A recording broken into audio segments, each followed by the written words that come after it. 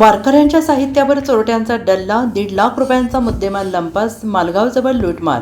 गोव्यातून पंढरपूरला आषाढी वारीसाठी निघालेल्या वारकऱ्यांच्या साहित्यावर चोरट्याने डल्ला मारून 1,43,500 रुपयांचा मुद्देमाल लंपास केला. मिरज तालुक्यातील मालगाव येथे राष्ट्रीय महामार्गालगत ही घटना घडली आहे आणि या प्रकरणी चंद्रकांत रघुवीर गवंडी राहणार बारदेश गोवा यांनी मिरज ग्रामीण पोलीस ठाण्यात फिर्याद दिलेली आहे.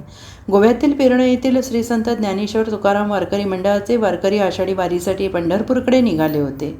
रत्नागिरी ते नागपूर राष्ट्रीय महामार्गावरून प्रवास करत असताना त्यांनी रात्री मालगावच्या हद्दीतील एका ताफ्याच्या शेडमध्ये मुक्काम केला. रात्रीच्या वेळेला शेडचे गेट बंद करायचे राहून गेले. याचाच फायदा उठवत चोरट्यांनी मध्यरात्री शेडमध्ये प्रवेश करून वारकऱ्यांचे 8 मोबाईल, रोख रक्कम चोरून पलायन केले. या चोरीमध्ये तृप्ती तुलसीदास माऊलीकर, अंजली अनिल साळगावकर, शलाका बेर्णेकर, योगिता सावळे, रीमा पेडणेकर, प्रदीप फडके, सर्वेश कंगुटकर, सागर हळणकर आणि महादेव कांदोलकर या 9 वारकऱ्यांचे मोबाईल, रोख रक्कम चोरीला गेले आणि या घटनेबाबत तक्रार दाखल झालेली आहे. मिरज ग्रामीण पोलिसांनी या चोरट्यांचा शोध सुरू केलेला आहे.